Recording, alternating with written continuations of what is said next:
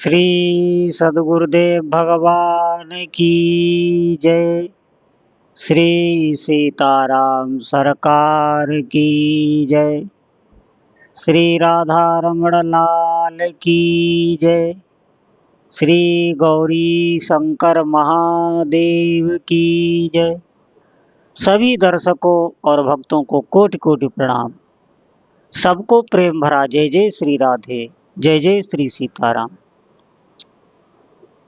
जितने भी भक्त हैं जो भगवान के भजन में लगे हुए हैं या जो भक्त भजन करना चाहते हैं, उनकी सत्संग में रुचि है, वो भगवान के बारे में जानना चाहते हैं, अपने इष्ट देव के बारे में जानना चाहते हैं, उनके हृदय में आकांक्षा है, संसारिक दुखों को वो देख चुके हैं, संसारिक क्लेशों का उन्हें अनुभव हो चुका है, अब वो भगवान के समर्पित होना चाहते हैं, निर्भय होना चाहते हैं, इस भय से मुक्त होना चाहते हैं, उन्हें शांति चाहिए, सुख चाहिए।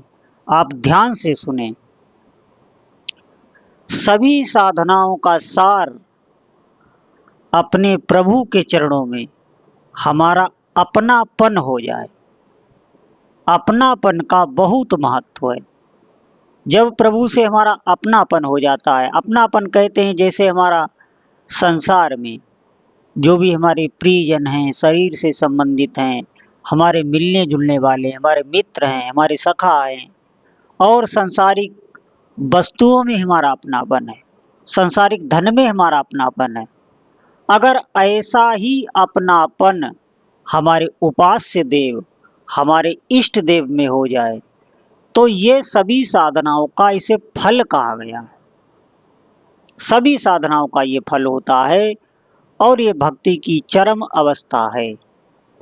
अपनापन जहाँ पर होगा उसकी स्वतः स्वाभाविक स्मृति रहती।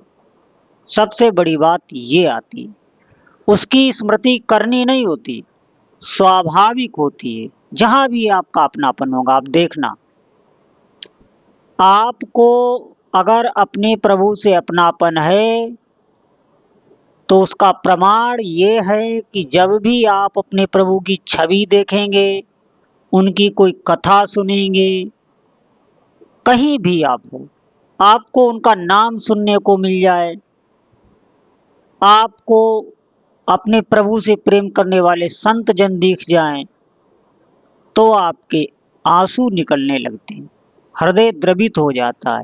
ये सबसे बड़ा प्रमाण है अपनेपन का। जो भी कृपा पात्र साधक हैं, जिनके भीतर ये स्थिति आ गई है, तो आप ध्यान रखें, इसे आपको छिपा लेना है, कहीं भी आपको प्रदर्शित नहीं करना है। ये बहुत ही अमूल्य धन है। जैसे संसार में जिसके पास धन होता है वो किसी को नहीं बताता, बहुत उसे छिपा के रखता है, कोई जान ना ले। यहाँ तक कि अपने पुत्र आदि रिश्ते नातेदारों से जो उसके बहुत घनिष्ठ हैं, उनसे भी वो उसका छिपा के रखता है, बताता नहीं, पूरा पूरा खुलासा नहीं करता कि हमारे पास कितना धन है। इससे भी गोपनीय है। अगर आपको प्रभु से अपनापन हो गया है, कहीं भी आपको प्रदर्शित नहीं करना।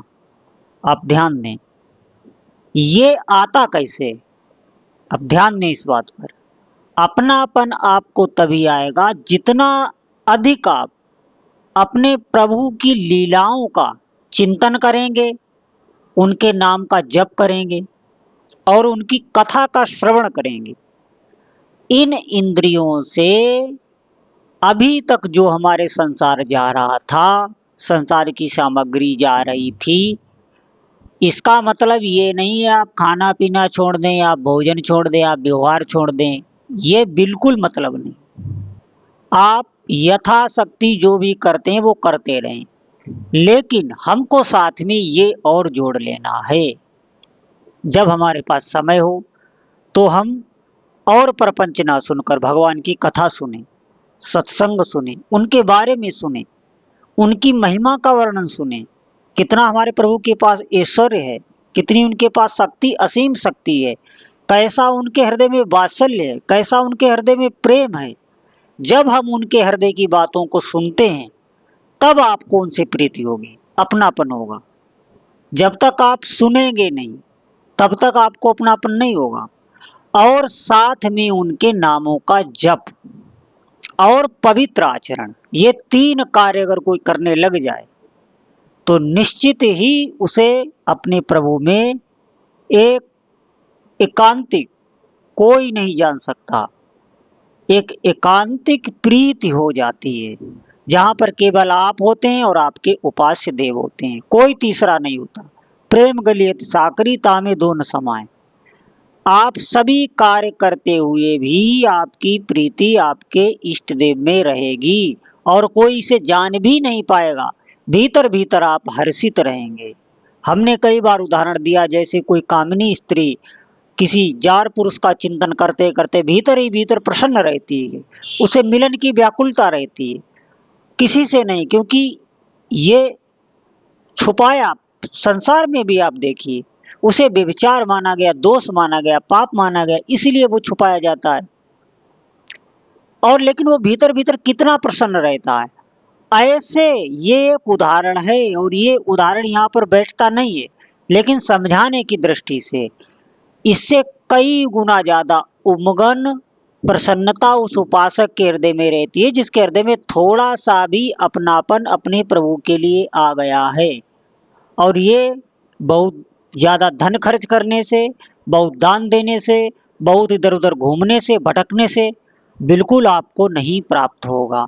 ये सिर्फ और सिर्फ भगवान नाम जप से और अपने हृदय की प्रार्थना को प्रभु से करें।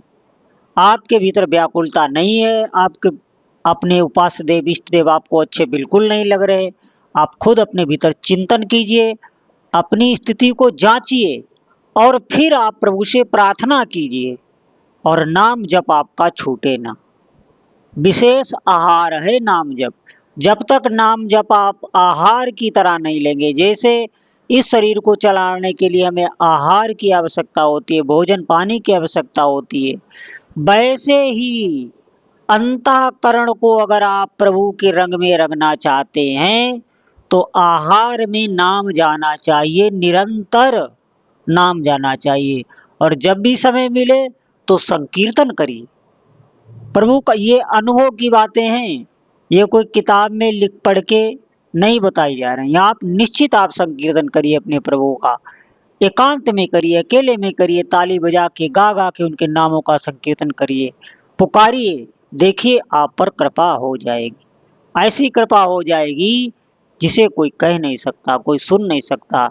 भीतर ही भीतर सारे विकार शांत होने लगेंगे, प्रसन्नता, चित्त में एक अद्भुत आनंद की स्थिति जिसे आप किसी को कह नहीं सकते। तो सभी साधकों से इसीलिए बार बार प्रार्थना है, आप लगिए, समय को व्यर्थ ना कीजिए, अधिक से अधिक भगवान नाम जपिए। बोलो जय जय श्री सीताराम।